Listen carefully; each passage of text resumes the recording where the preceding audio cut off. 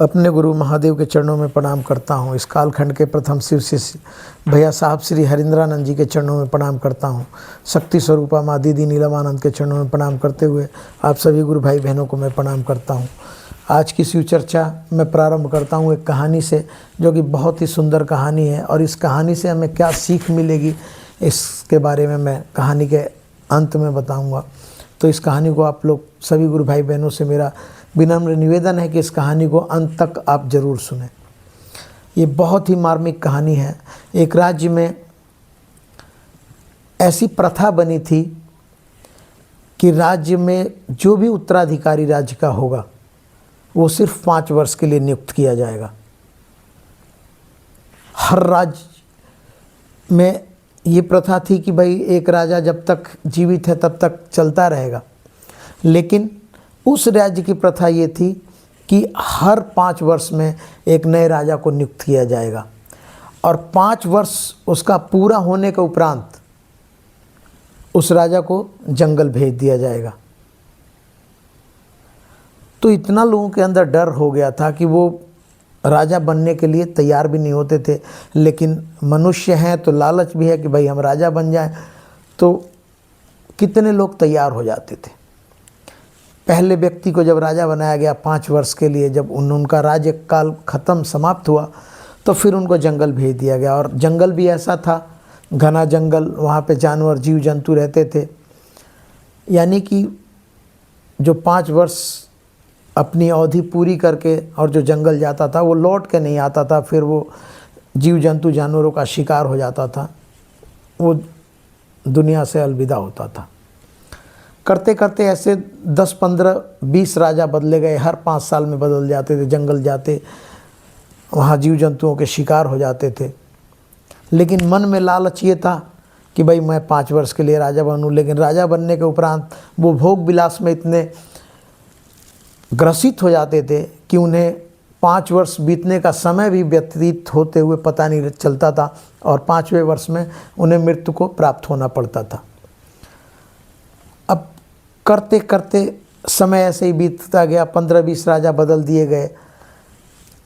जब अब की बार जो राजा नियुक्त हुआ तो उसने कहा कि मैं 5 वर्ष के लिए राजा बनना चाहता हूँ।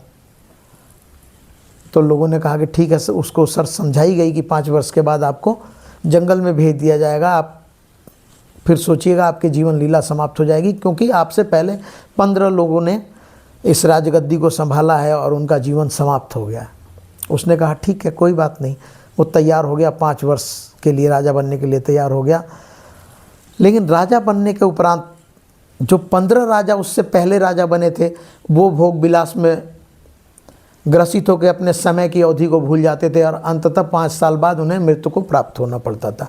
लेकिन इसने पहली साल में ही, इसे पता था कि पहली साल में ही मुझे कुछ करना है, और पहले वर्ष में ही इसने ये बात मन में अपने ठान लिया कि जो घना जंगल है उस जंगल को इसने कटवाना प्रारंभ कर दिया। पहले वर्ष में इतने पेड़ कटवाए उसने कि जंगल घना था, उसमें से जीव जंतु वहाँ से भाग गए। जो खूंखार जीव जंतु थे सब वहाँ से भाग गए, क्योंकि जंगल घना था। पहले तो रहते थे, लेकिन जब हल्का हो गया तो वो लोग छोड़ के चले गए। पहला वर्ष इसने काम किया। दूसरा वर्ष जब इसका बीता तो जो पेड़ कटे हुए थे वहाँ पे इसने फिर खेती के लिए लोगों को नियुक्त किया। राजा था, कुछ भी कर सकता था, और खेती के लिए नियुक्त किया। और लोग उसमें जो है कि भाई अभी तो बंजर ज़मीन थी, लेकिन धीरे धीरे लोगों की लगन मेहनत के साथ वो ज़मीन उपजाऊ हो गई, उसमें खेती होने लगी।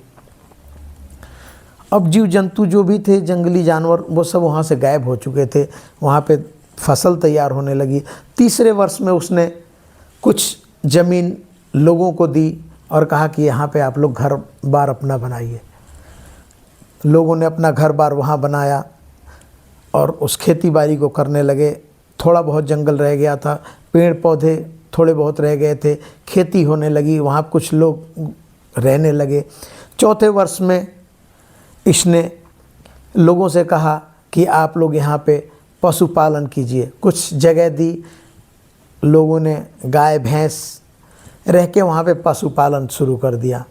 5वें वर्ष में वहाँ पे बहुत सब कुछ खुशहाल हो गया था। एक बहुत ही सुंदर नगर का आयोजन हो गया था, जो देखने में हरा भरा, क्योंकि पेड़ पौधे भी थे, खेत खलिहान भी हो गया था, लोग वहाँ पे निवास भी करने लगे थे, कोई भय नहीं था। 5वें वर्ष में जब राजा वहाँ अपने कार्य से नियुक्त होके और 5वें वर्ष में जब लोगों ने कहा कि अब आपको जंगल जाना होगा, तो खुशी खुशी वो चलने के लिए तैयार हो गया, क्योंकि उसे पता था कि अब मेरे पास बहुत सारा विकल्प है, मुझे मृत्यु का भय नहीं है। जो लोग मुझसे पहले 15 लोगों ने मृत्यु को प्राप्त कर लिया, मैं प्राप्त को नहीं करूँगा। और वो उसी जगह पे जाकर फिर उसने अपने एक कुटिया बनाई, एक अपना घर बनाया, उसी घर में रहने लगा, खुशी खुशी उसका जीवन बच गया। अब मैं इस कहानी का उद्देश्य आप लोगों को समझाना चाहता हूँ कि जो हम लोगों ने 3 नियम दिए हैं, साहब के माध्यम से हमने 3 नियम जो प्राप्त किए, तो 3 नियम हम उसे भोग विलास की वस्तु ना समझें कि उस नियम से हम महादेव से अपने जीवन की काल्पनिक चीज़ों को मांगने लगें। काल्पनिक चीज़ें हमारे जीवन में नष्ट हो जाएंगी और हमारा जीवन फिर उसी मृत्यु की ओर बढ़ रहा है। और हमें भोग किस चीज़ का है? हमें काल्पनिक वस्तुओं का, जो हमारे साथ जाने वाली नहीं है। हमें भी अपनी सद्बुद्धि का प्रयोग करना चाहिए, उस 3 नियम को सिर्फ और सिर्फ महादेव के लिए लगाना चाहिए।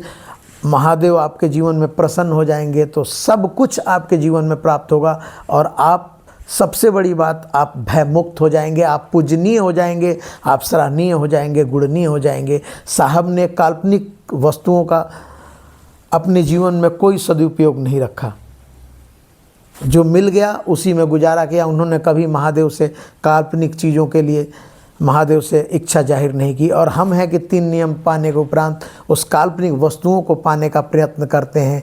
और हमारा मूलतः जो काम है, जो मूलतः हमारा गुरु का आदेश है, उस आदेश से हम वंचित रह जाते हैं। तो हम ना काल्पनिक वस्तुओं की तरह रह पाते हैं और ना ही शिव की तरह रह पाते हैं। तो हमारे जीवन में मेरा मुख्य कहने का उद्देश्य है कि ये 3 नियम ही हमें उस गुरु से जोड़ते हैं, उस शिव से जोड़ते हैं। और शिव के अलावा हमारे जीवन में और कोई मांग नहीं होनी चाहिए। और आपके जीवन में शिव है तो सब कुछ है आपके जीवन में। इन्हीं शब्दों के साथ मैं आप सबको पुनः प्रणाम करता हूँ।